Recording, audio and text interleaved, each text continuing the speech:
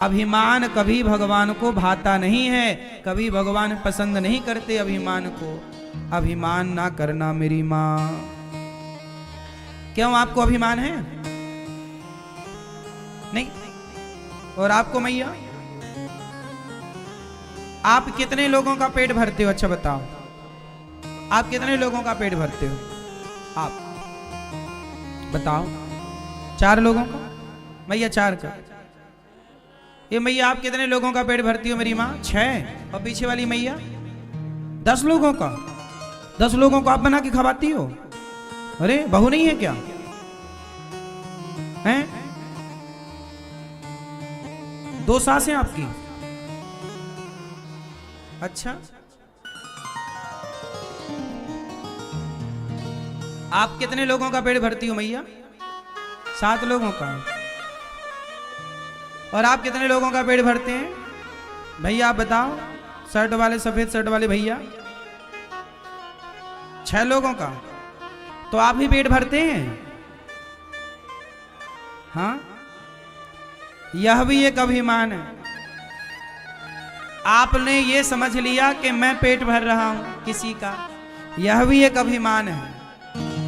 ये मत सोचो कि मैं पेट भर रहा हूं, मैं नहीं रहूंगा तो भी उन लोगों का पेट भरेगा। वो भूखे तब भी नहीं रहेंगे। जब मैं नहीं था तब भी कोई भूखा नहीं था, मैं हूं तो भी कोई भूखा नहीं, और मैं नहीं रहूंगा तो भी कोई भूखा।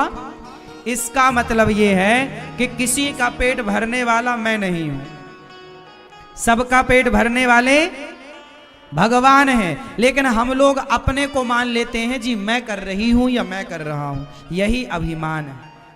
अपने को इससे बचाओ कि मैं पालनहार नहीं हूं, मैं पेट नहीं भरता, सबके पालनहार तो भगवान हैं, वो सबका पेट भर रहे हैं।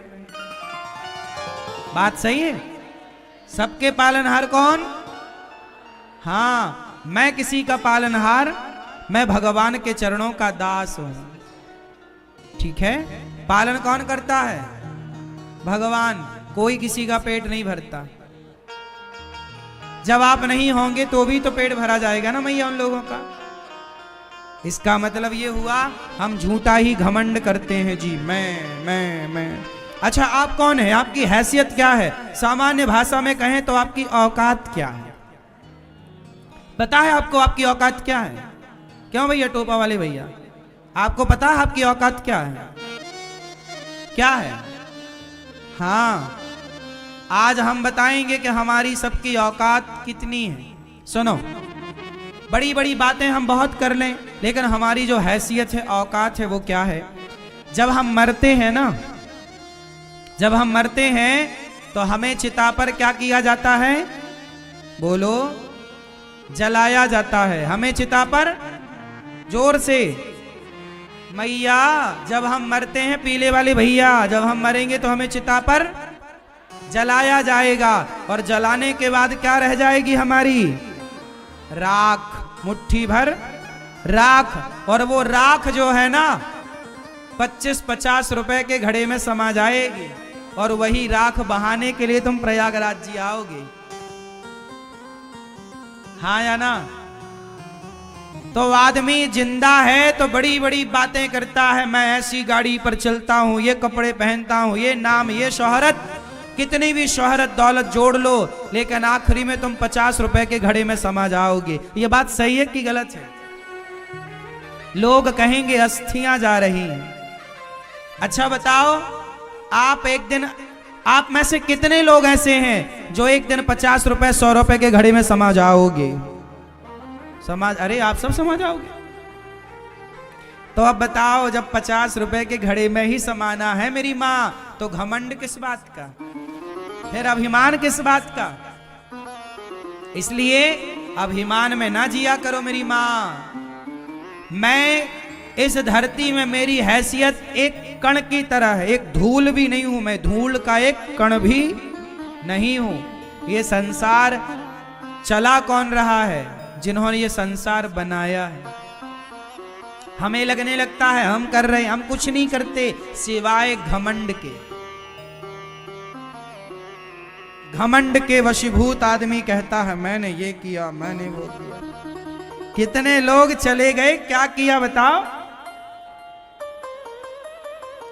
राज राजे रहे ना वो रानी रही, ना बुढ़ापा रहा ना जवानी रही, वस्तु हर एक आनी व जानी रही, अंत में लखपति को ना धेला जुड़ा, हंस जब भी उड़ा तो अकेला उड़ा, हंस जब भी उड़ा तो हाँ 4 दिनों की चांदनी फिर अंधियारी, काहे ज्यादा ऊधम मचा रहे हो।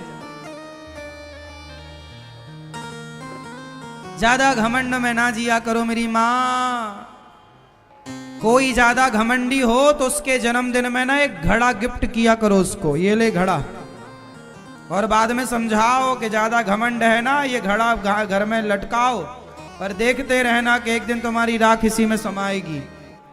आप लोग भी ज्यादा घमंड अमंड आए तो अपने घर में एक घड़ा लटका लो और देखा करो उससे रोज कि देखो एक दिन अपने को भी ऐसे ही मुट्ठी भर राख बन के उड़ जाना है।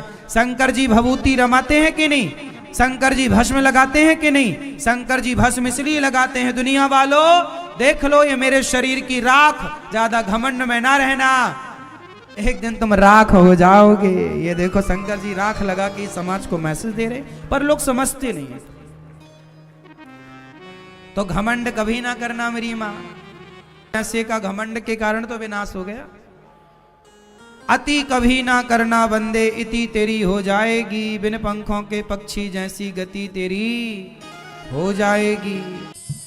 ये भजन, ये बात केवल ये सिखाने के लिए है कि कभी अभिमान ना करो। मुर्दे को देख कर भी ये ना कहो ये मुर्दा है, रे हम भी मुर्दे हैं, वो आज मुर्दा है, हम भविष्य के मुर्दे हैं। क्यों जी, जो आज मुर्दा है तो हम कौन से जिंदा हैं। चलो हम आज जिंदा हैं, भविष्य में हम भी तो मुर्दा ही होंगे।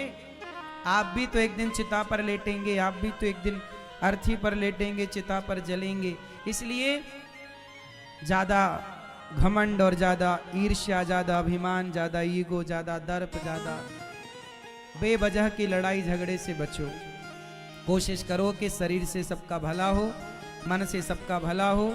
मैया यशोदा ने बांधना चाहा, कृपा की बंध गए, उखल को टेढ़ा किया, नलकुबर मणिग्रीव का उद्धार हुआ। 2 वृक्ष थे नंद बाबा के आंगन में, कुबेर पुत्र थे।